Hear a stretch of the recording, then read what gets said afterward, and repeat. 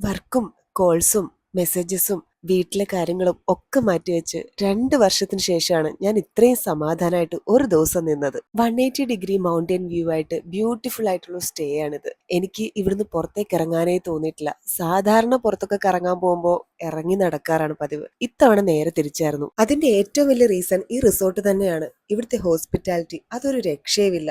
ചോദിക്കാതെ തന്നെ വെള്ളം വരെ റൂമിലെത്തും.